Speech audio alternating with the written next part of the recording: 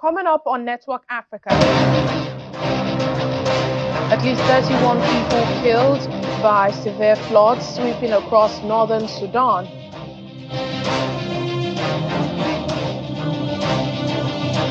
The UN Deputy Secretary General Amina Mohammed urges an increase in humanitarian aid on her one-day trip to Port Sudan. Plus, the Democratic Republic of Congo to take Rwanda to East African Court of Justice over allegations of violations.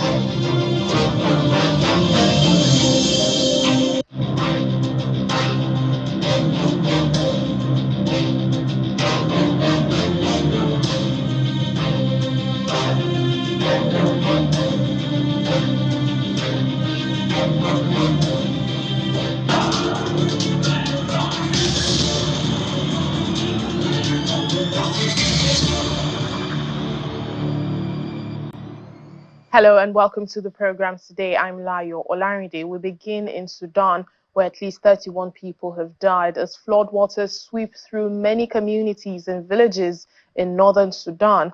For the past 2 days, many people have lost their loved ones and their homes. Heavy rain and flooding across the country this month has impacted more than 317,000 people. According to officials, of those impacted, 118,000 have been displaced, exacerbating one of the world's biggest displacement crises due to the ongoing war in the country. Tuesday this week marked 500 days since Sudan plunged into war after fighting broke out between the Sudanese Armed Forces and the Rapid Support Forces, RSF. Meanwhile, the United Nations Deputy Secretary General Amina Mohammed is calling for an increase in international aid to Sudan as the country opened a key border crossing to facilitate humanitarian access. Mrs. Mohammed was on a one-day visit to Port Sudan, holding talks with the military leader Abdel Fattah al-Burhan and other officials. The discussions focused on the escalating humanitarian crisis in Sudan and the urgent need to expand aid delivery channels.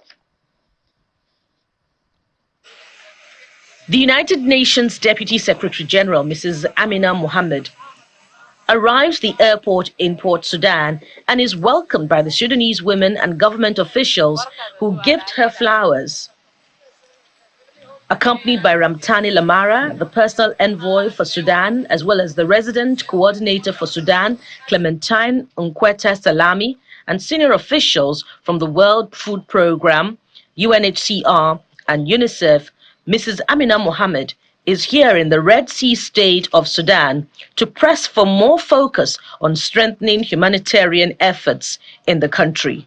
The visit has been at the opportunity of the government opening up the border in Adre. The humanitarian task that we have in Sudan has been very big. It has been one that we have been consistently supporting the government to try to address the crisis in the country. The many atrocities that we have seen visit upon men, women, children especially. And for that, we wanted to come to speak and to support the government in keeping that border open and aid to the people that need it most across the country. But in this particular case, this new opening gave us another opportunity. The Deputy Secretary General also says the objective of the visit is to bring to light the magnitude of the crisis in Sudan and to ensure aid reaches those in need. More discussions are held with Admiral Ibrahim Jaber Karim, the Assistant Commander-in-Chief of the Sudanese Armed Forces, who represented Military Chief Abdel Fattah al-Burhan. The second, of course, is to bring the international community again to see the visibility of the crisis here in Sudan. It is a huge one. There are many people suffering. It requires enormous support for commitments that have been made to the humanitarian cause, but have to be fulfilled, and they have to be done urgently. We have impending crisis around famine. We are not getting medical supplies in where there are health crises, but more importantly, we have to remember the suffering of the people, and here to do this with the government of Sudan. After discussions, Mrs. Mohammed and other UN officials visited the Abdullah Naji internally displaced gathering site. They meet with displaced persons as well as with the UN team and with a number of government officials on ground.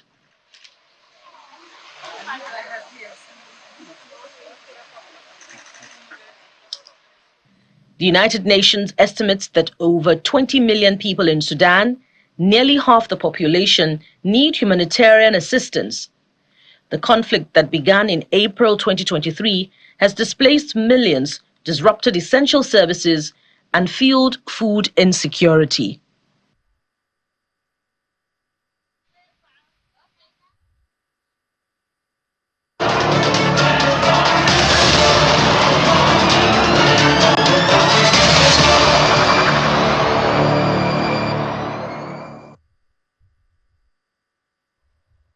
Let's check in now with the Mpox situation in the Democratic Republic of Congo. The health minister, Samuel Kamba, has reported a case fatality rate of 3.4% for Mpox within the country during a recorded speech released on Thursday. There have been 35 deaths and 206 new confirmed cases of Mpox in the country. He also announced the provinces that are hardest hit in different regions while praising the efforts of the response teams in updating data and providing timely information on cases. Situation épidémiologique, des mesures prises par le gouvernement. Since the start of the response against Mpox, we have been providing you with a weekly update to give you an overview of the epidemiological situation, the measures taken by the government, and recommendations to protect you against this epidemic, which is affecting the whole of our country. 1,372 new suspects, 206 new confirmed cases, and 35 deaths have been reported in the most affected provinces. Thanks to the efforts of the response teams deployed in the various provinces and the updating of data, the quality of information on cases has improved considerably, rising, for example, from 38% to 86% in the Equatorial region and from 47% to 95% in the sub-Ubangi region.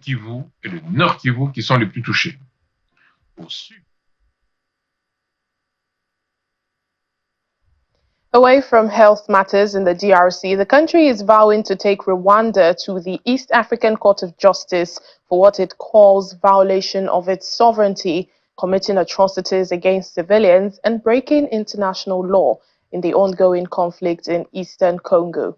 President Felix Tshisekedi, along with US and UN experts, have accused neighboring Rwanda of giving military backing to M23 rebels, but Rwanda had always denied. However, in February, the country effectively admitted its troops and missile systems were in eastern Congo, and according to them, it was to safeguard their security, pointing to a buildup of Congolese forces near the border.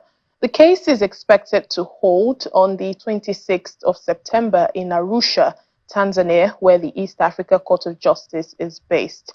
The DRC is pushing for accountability and is also urging the International Criminal Court, ICC, to speed up its investigation as the government has launched a Justice for DRC campaign.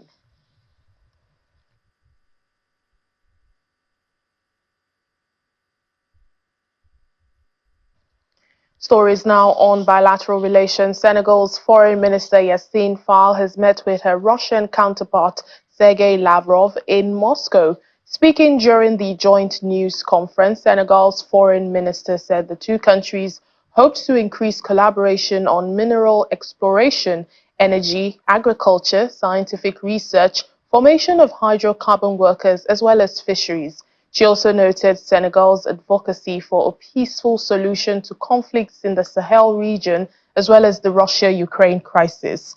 According to her, Senegal encourages peaceful solutions and negotiations in different crises.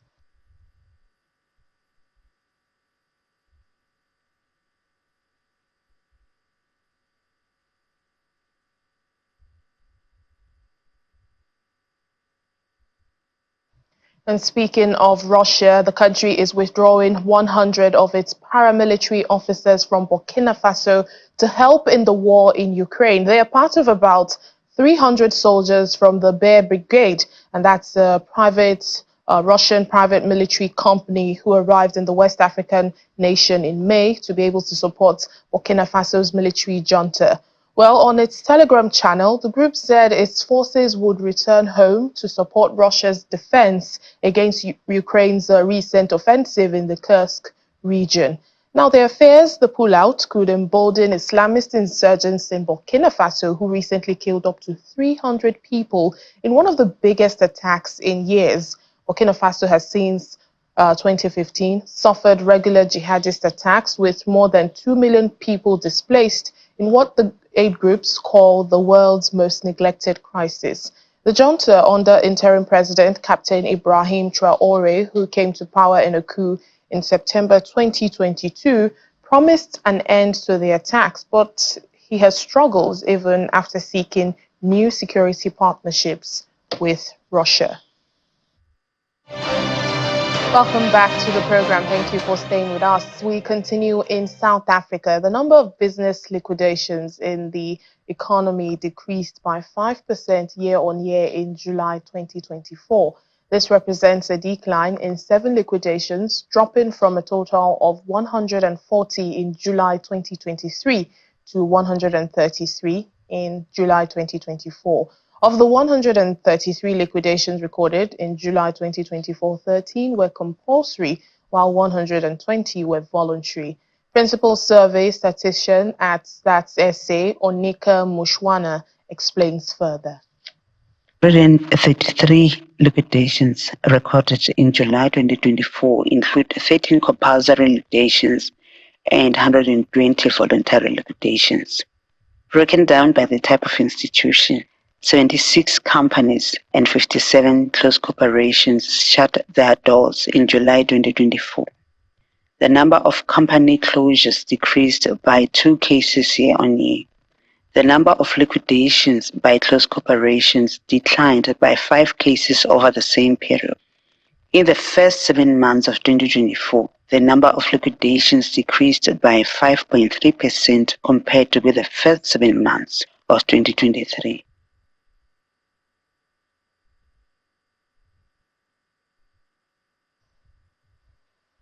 In a refugee camp in the Democratic Republic of Congo, the board game chess is offering children a sanctuary from violence. It's part of the initiative, The Chess in the City, aimed at teaching critical thinking to these young people who have been traumatized by decades of conflict. The chess boards have provided a test of skills the children may one day apply to seek checkmate over violence. These children have known little but conflict all their lives. But this refugee camp where they live is providing a modest arena for cultivating peace of mind. Once a week, the displaced youngsters living at the Focus Congo camp in Kibati, Eastern DRC, learn the strategic board game from the members of the Soga Club chess team, a group of young enthusiasts from nearby Goma.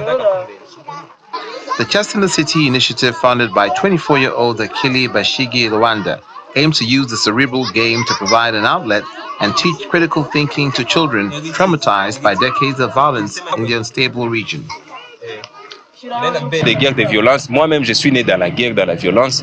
We've been suffering war and violence for over 3 decades now. I myself was born into war and violence. So for us adults, it's somewhat possible to cope. But for young people, we want to break this infernal cycle of violence.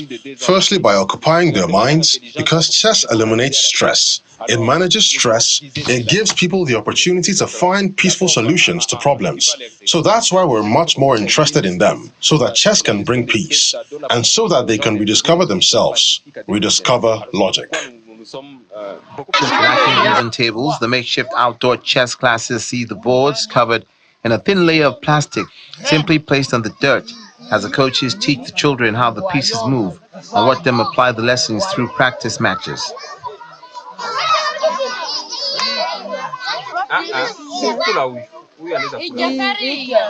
The focus and concentration on the children's faces is a world away from the insecurity that has marred their young lives in a region plagued by militia violence and ethnic tension.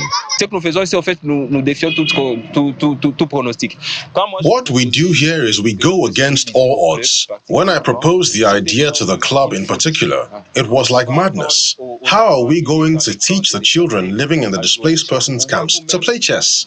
You can see for yourself how we teach them. People have even said that because these children are in the camps, they can't be intelligent enough to learn chess. But it's exactly what people are saying about the children that revolts us. And I think that's what drives us forward. Rod Boenge, director of the Focus Congo Association running the camp, says the chess program has transformed the daily life of children who were once scattered playing dangerous games. These children were scattered. They were playing dangerous games. But since we started this activity here, you can see for yourself how very, very concentrated they are. And we say to ourselves that if we had the means to look after them every week, we wouldn't have children roaming around Focus Congo village begging. But here, they're so interested, so concentrated. We tell ourselves it was worth it. The ultimate goal, Luenda says, is to train the young players to compete in major tournaments, potentially representing Congo internationally, and allowing them to discover the world and discover the peace that exists outside the violence they live in.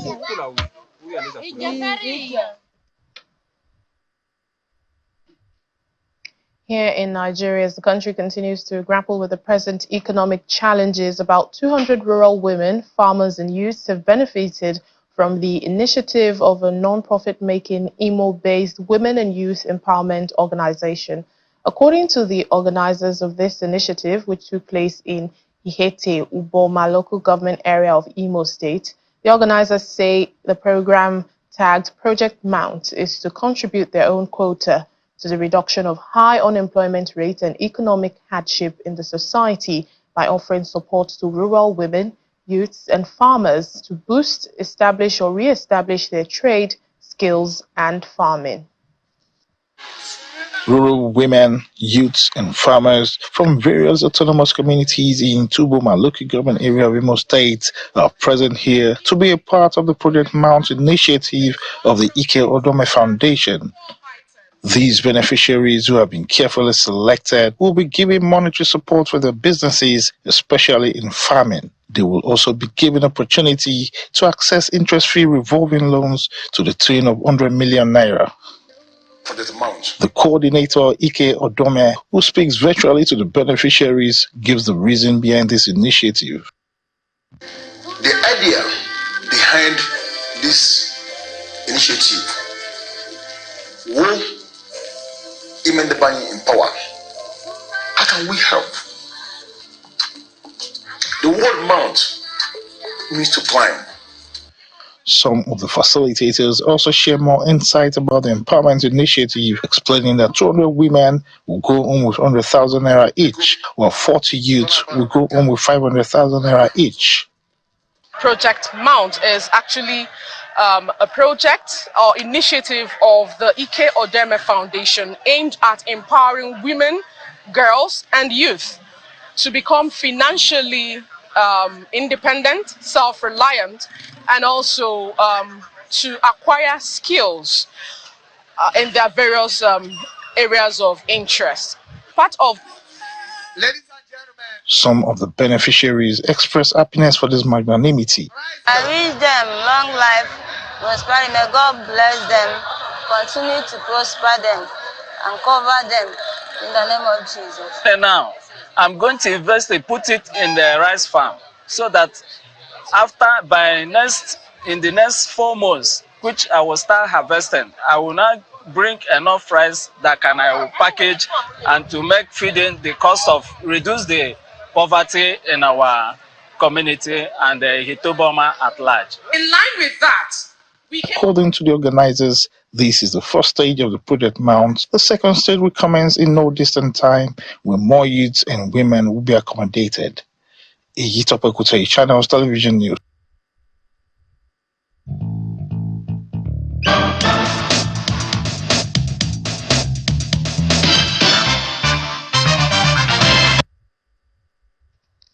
Well, the Anambra state government is nurturing the next generation of technological innovators through digital skills development. The Solution Innovation District, SID, is holding a teens digital boot camp in 4 locations of the state, providing hundreds of teens and children a variety of web skills. It's a government-backed agency that caters to the training of innovators and entrepreneurs in Anambra State. It's a revolutionary vacation program tagged the SID Teens Digital Boot Camp, held in 4 locations of the state for teens and children aged between 9 and 17 to learn essential digital skills at no cost.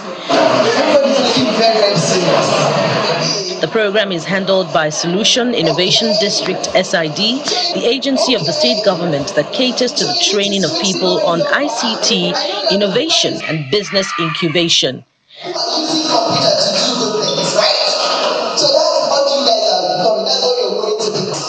At the Enugu Boot Camp, the participants are exposed to computer fundamentals, Microsoft Office Suite, graphics design, internet use and safety, and coding fundamentals, among other skills, with the intention to prepare them for the jobs of the future. If you know anybody that is having a wedding or traditional marriage or doing a burial in your place, you can design their flyers and they pay you. Do you know that's what it means? Even though you're a student, you can be designing all of those things, whether e-flyers or flyers that were printed, and you get paid. So that means you can be earning money while you're even still in school. The ongoing SID Teens Digital Boot Camp is the 3rd edition, and hundreds of young people sitting in front of the desktops provided for them are trying out their hands in various essential digital skills, and they appreciate the opportunity. I just want to say a word of appreciation to the governor, Professor Chukwuma Charles Soludo, and his special advisor, Ms. Chinwe Okolo. I've learned a lot in this program. I've learned many things. I've enhanced my digital skills. I've learned many things, both in ICT and otherwise. At the SID Center in Awka, the participants are taught a variety of digital skills, including web development, graphics design, and digital innovation. I've learned quite a lot.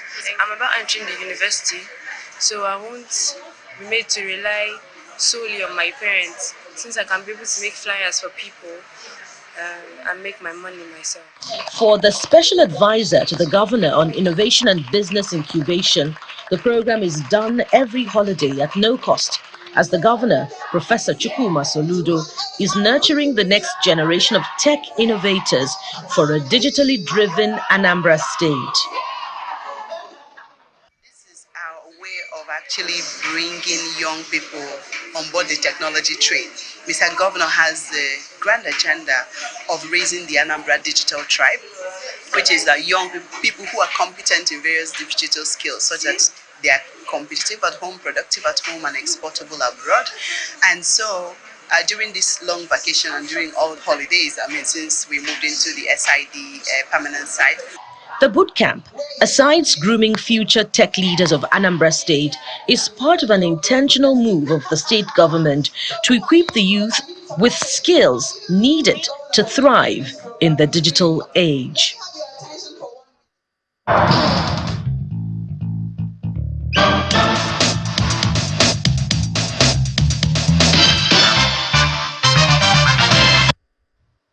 That's it on the program today and for the week.